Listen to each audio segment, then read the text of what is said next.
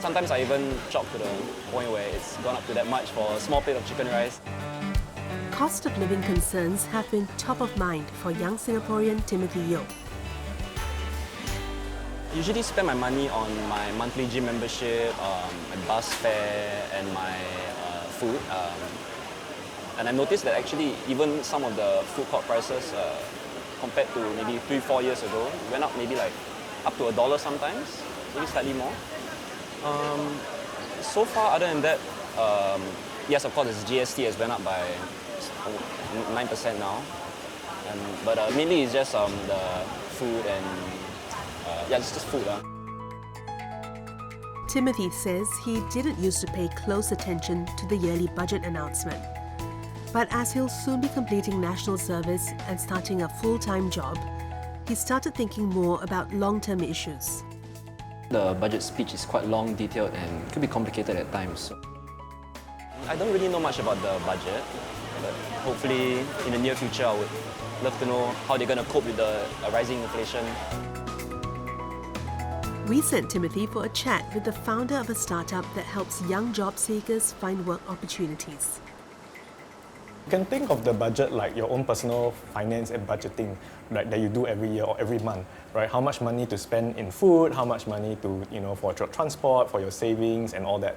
So you can think of it like for personal budgeting, but on a national level, right, where the government has to look at what are the different sectors and priorities in our society that we need to spend money on or invest on, and then that will then translate down to how it affects us individuals, right, or our families living in Singapore. Budget 2025 contained a slew of measures to help Singaporeans cope with cost of living increases. It's going to help us on, cut down on short-term issues when it comes to like groceries or food, etc. But when it comes to salary growth and definitely housing, that's a long-term concern that I only have. I'm speaking on behalf of all of the other young couples out there as well. I'm sure everybody is worried about how they will see themselves, or how much they're going to have to save for a house in the future. So I feel like housing is one of the main concerns for everyone in the upcoming future, and I just hope that maybe the government can talk about it, have a conversation with maybe fellow youths as well about maybe what they can do to improve, or what they can do to work on to accommodate to everyone's needs eventually.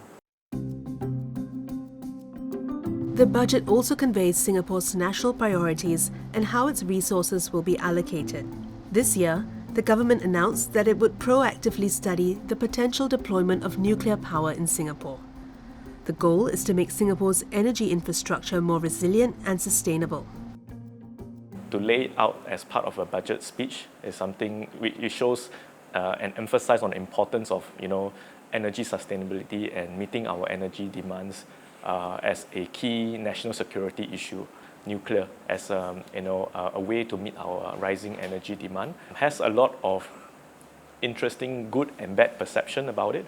Of course, this may not play out immediate in the minds of Singaporeans in the short term, but I think as a young person growing old and having family in Singapore, I would be very concerned how that will meet not just our energy needs, but especially also the safety of people living on this small island. Another key area addressed in the budget is keeping Singapore's economy and workers ahead of the competition.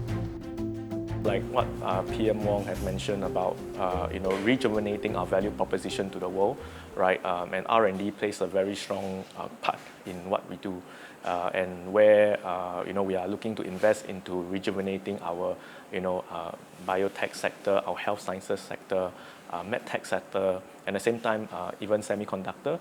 I think this presents exciting industry and opportunities for young people who are still considering educational pathways or career pathways to maybe explore these industries, because these are up and coming sectors or industries that the government is investing heavily on. To address evolving needs, the government's expenditure is set to go up to 20% of GDP by 2030. I think this rising government expenditure is to be expected, especially with an aging society and all of those things. But I think my fear will be that if we do not, as a country, innovate and look at different revenue sources, and maybe and able to grow the economy as as well as how we used to have done it, then that would mean that we will be going into a budget deficit every other year. And I think the medium-term projection has gone to show that our costs will definitely rise, but there is no certainty in terms of where and how the revenue will come to support our rising expenditures. So I think that's definitely something of concern. And that will be something that I'll be looking forward to see how the government's going to address this rising expense, and where are we going to find the revenue to cover that. As for Timothy, this deep dive into how the government manages the country's spending and revenue has given him inspiration for the way he handles his own finances. It's like a reminder on how we are gonna maintain ourselves for the year, how I'm gonna save money, how I'm gonna adjust to the rising costs. So yeah, I feel like it's just a new reminder and a new form of motivation each year.